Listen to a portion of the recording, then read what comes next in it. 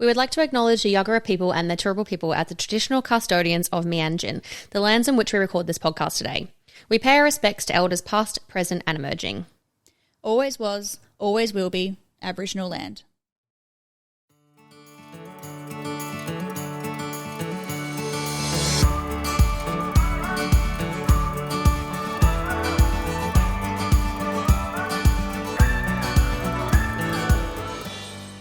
Hey everybody, welcome to For the Health of It podcast, a Healthcare Australia podcast. Made for healthcare professionals by nurses on the inside. My name is Jessica. And I'm Zana. And we are actually brand ambassadors for Healthcare Australia and registered nurses ourselves. Yes. So if you haven't tuned into an episode yet, we've Please got do. we've got a few episodes now, but this one is a very special one because it's actually a guest that we personally have known for a couple of years. Yeah. Both Zana and I have worked in the rural, remote and metro space within Healthcare Australia for a number of years. So we know our stuff when it comes to Healthcare Australia, but so does our guest today. Yeah. And our little journey of how we met her was pretty beautiful. It is beautiful. But we want to introduce Irna. Hello. Hello, Jess and Zana. It's so good to see you again. It is so nice to see you again. We got to see you in Tweed recently as well. Yes, we didn't get to catch up much though, but Yeah. so I would like to. It was so catch up busy more. in Tweed. We had a beautiful dinner with the nurses to say thank you because they're working so hard, and we got to see but we had about 30 or 40 nurses rock up. Yeah, there was a lot of nurses. It's a lot. There was a good turnout actually. Yeah, It was a great It's turnout. So that lovely people- mingling. Yes. So tell us a little bit about you. How did you get onto this journey of agency nursing? Where did it start?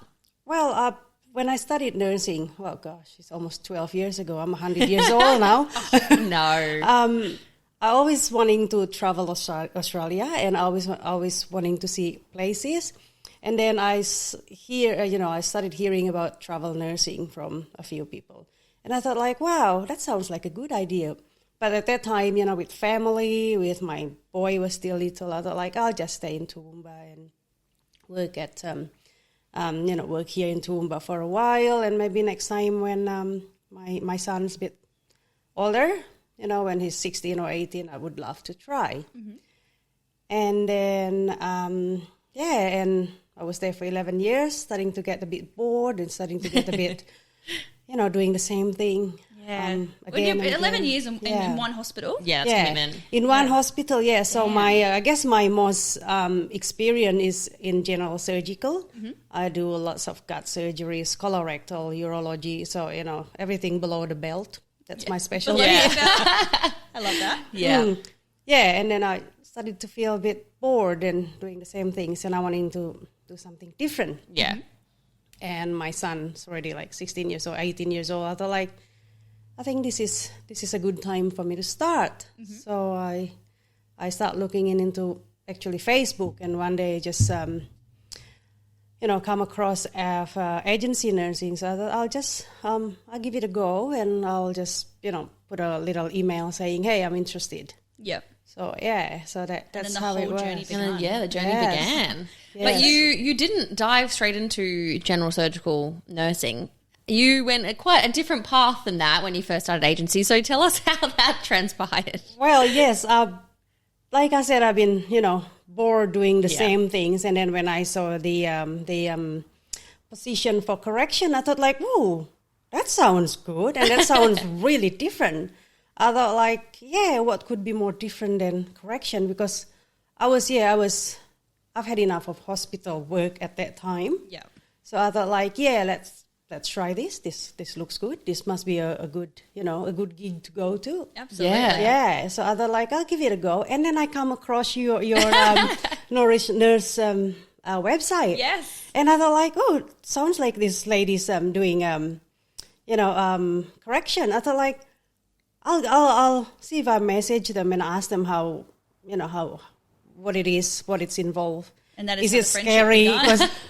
Because correction. Oh my goodness, inmates, criminals. That's very scary. You that have a was million my questions, concern. don't you, when it comes to correction I nursing? did, yes, Yeah. I did. So that's why I approached you then. I sent you a message, and I'm glad that you did message me back. Yeah, so that was just awesome. Yeah. So Zana and I, we had, because we'd been travel nursing for so long, we're always getting asked the same questions. What agency do you work for? Is it good? Like, how'd you get those experiences? It was just always like a lot of the same questions because everyone's curious. So we actually developed a website called Nourish Nurses, and we had blogs about what to pack and what to eat and just all those tips and tricks about being a travel nurse. Yeah. And that is how Irna found us. And we actually contacted, I think, on maybe Instagram or something, and she saw that we were actually at a correction facility at the time.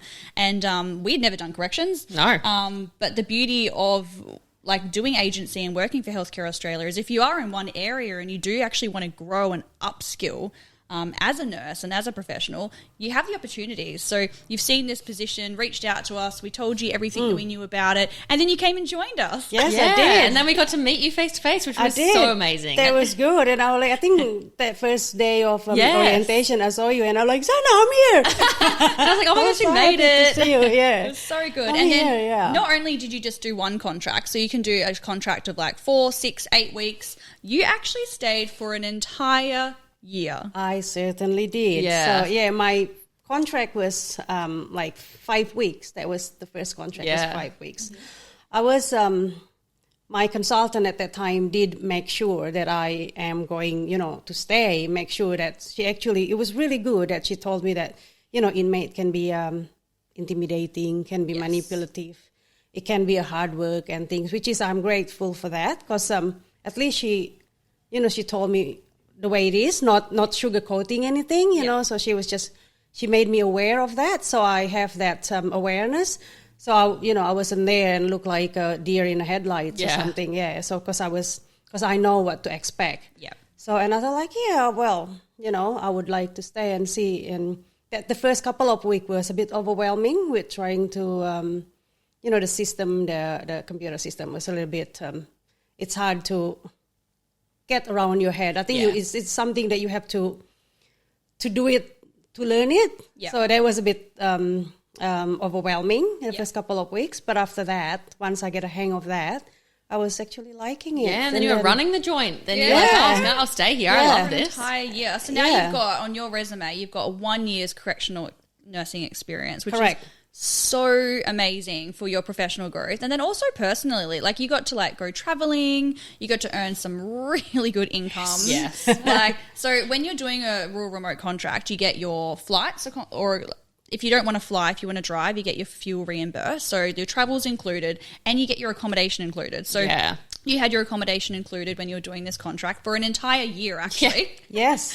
And you're on a higher rate and weekly pay. Yeah. Correct. I know weekly pay is great. Yes. And It I'm is the like, I haven't best. even spent my last week payment and I'm getting more. So that was great. That's so good. We love that. And how have you found the education bonus as well? You've been getting, because if you do a 6-week contract, you get $500. Yeah. And if you do 12 weeks within that year, you get $1,000 worth of education. Well, yeah, with the education bonus, unfortunately, I'm just taking a break from education, like from doing courses, but I would like to do some more. Because before I studied doing rural and remote, I have just finished doing cert for training and assessment, and before that I was just finished doing urology and prostate cancer course. So I thought like I would like just to have a little break and do so, but I am going to take advantage of it, of course. Because you can do your advanced life support. Yes, with it. that You was can my do- first thing that I would like to do was that to get the ALS and then maybe rural and remote courses that I can, Yes. so it can it can help me enhance more knowledge, give me more knowledge of Definitely. rural and Absolutely. remote, because I do like studying. Yeah, don't talk to my husband because he'll tell you that I'm cranky when I'm studying, but I do like it. I do like getting knowledge, like new things. It's always Well, you've excite already learned me. so much in your year of Definitely. corrections. And now let's talk about your new path that you've just done. So you've just finished your correction placement. You've done like back-to-back contracts for an entire year, which is incredible. Yeah. Now you're doing one of our surge contracts, which is pretty amazing. Talk about that. Where are you at the moment? So the surge contract, I heard about it when I was still in correction. And I thought like, oh, great, I'm finishing in a couple of weeks. So I reached the beautiful Cassidy. She's just awesome. I said I would like to surge contract. And she gave me the list of places I can go to. I thought like, Tweed sounds good. So I'm at Tweed Hospital at the moment. I thought, it's not too far from where I live, and it's not, not too far away from everything else. It's a beautiful place. And coastal as well. And coastal, yes. Very nice. Yes, so I thought like, sign me up for Tweed. And then, so there That's I am. nice. So you've gone from a contract being inland, you know, where you don't really have like a beach or anything, but you've got like, you know, nice hiking spots and, Yes. you know, there's always nice wineries. When you're inland, that's what I've discovered, Yeah. the wineries. The mountains. Really nice. The mountains. There's always like secret cheese factories. Oh, like, yes. I love yes. when you're inland, you get those beautiful areas, but then right Definitely. now you're in a different area. You're in Yes. a coastal area, which is Coastal pretty area. amazing. That's right. Beautiful. Yes. Tweed is such a beautiful yeah, area. Tweed is, I mean, I live in Toowoomba, but usually I just go to surfers and not really go this way, you know. So, Tweed's amazing. And when did you Amazing start place. there? Beginning of June. So I finished at correction at mid-May. So I took a couple of weeks off and came to Tweed at beginning of June. And I'm still there now. And you've now booked another contract. Yes. At the same place until when? Correct, yes. Until next year. Until next year, until the end of January. Wow. So, yeah. So if you're thinking like, you know, you just want to do a 4-week placement or a 6-week placement, come home, you can do that. But if you actually want to be like full nomad, like you can just do back-to-back contracts. And if you think that Absolutely. you're not going to have work, like Irna is the star shining to show you that there is so much work So much available, work. There and you are can so keep much work. extending. If you're a good worker, if you like what you're doing, you know, if you are consistent, you can 100% stay in the same place for a very long time, and you won't be without work. So, And you're in a new area now, so you've upskilled from your, you know, surgical background, Gen Surg, and then you've got your now 1 year experience in corrections, and now you're in a brand new area. Brand new area, You're doing correct. I'm emergency. ED, yes, I'm in emergency. So, because my emergency experience is limited, so now I was actually surprised. I thought I will be on the ward, but when they put me on ED, I'm like, oh my God, ED. So on the first day, I spoke to, you just be honest with them, you know, be honest with the facility, because they will accept you and they will be happy to train you. Yeah. So when, you know, on the first day, I said to the manager, I said, look, I said, my most experience is in surgical, general surgical, and then I did have 1 year in correction. I do have a limited experience in ED, so I'm a bit concerned that, like, well, not concerned, like Just a bit being daunting. honest. Yeah, Yeah, it's a bit daunting to going into a new, you know, new set of skills and things. So I just, you know, let them know that, but I'm willing to learn. That's always, That's the key. I said I'm willing to learn, and I am a quick learner, which I am most of the time.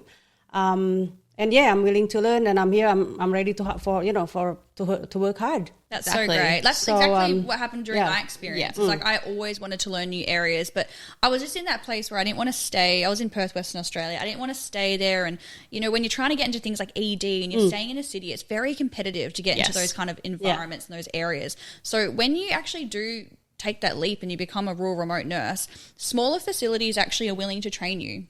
And so I was really honest with facilities and my consultant. I was like, I want to learn ED and I want to learn corrections and I want to get into these new areas. And if you are open and honest to your consultant about what you want and they communicate that with the facility and you communicate that, then you can learn all these new skills and your Definitely. resume is just looking so good. You 100% can. And you two are the prime examples of the fact that you can upskill. And a lot of people come into agency and are afraid that, you know, their skills are going to remain stagnant. Maybe they're not going to use any new skills. They're not going to grow any new skills. Why would someone want to take me if I don't have any skills? But being honest is the main thing. We're all nurses. We're all had different experiences in different places. And this kind of the basic skills of being a nurse are pretty much across everyone, you know? Yeah. And using those to be adaptable in other areas. If you're willing to learn and adapt and, you know, just say, I don't know this and it's okay that I don't know this, but I want to learn how to do it and I will put everything into it, then they're going to give you a go most of the time. Yeah. Absolutely, yeah. If you just be honest, Exactly. honest, and there is no such thing as dumb question. Yeah. If you don't know, you I ask. agree. Yeah, the question we always get asked on social media, because Zana and I actually run all the Healthcare Australia social media, so like Instagram, TikTok. So when you're reaching out to us, it's actually us responding to you, which is really good. But a lot of people say, I feel like I don't have enough experience. Yes. And they're too scared to become agency because they feel like they have to be this senior nurse or a CN style role. That is not true. To be a metro agency nurse is 1 year full-time after you graduate. So if you've done your grad program, you actually qualify to be a metro nurse. I mean, you can work in Brisbane, Townsville, things like that. If you want to go into the rural remote travel pathway, it's 2 years full-time experience. And then they do say with any specialties, they do like that 2 years in that specialty. And so some places in rural settings, when it's emergency, like they need an emergency nurse, it'll be someone who's got their ALS 1 and 2. They need to have all those advanced skills, rural rural remote skills. But for example, some places that need ED will take, like Irna, she's not that experienced, but she does have that background knowledge of surgical and corrections, and they're willing to take her. So it is a little bit flexible. And if you actually do have the desire to learn ED, that's actually there for you. You can do it. But 2 years full time just to actually enter the kind of rural remote pathway. Yes. But then the world opens up. The world is your oyster after that. So tell us what your favourite kind of experience has been with Healthcare Australia, or your favourite place, your favourite experience. I guess the correction. Yeah. They would be at the moment, it would be my favourite. I'm sure I will have more favourites later on. But the correction is really opened my eyes to different kind of style of nursing. Yes. It's amazing. That's amazing thing about nursing. You can go to so many different specialties. Mm-hmm. Yeah, but correction.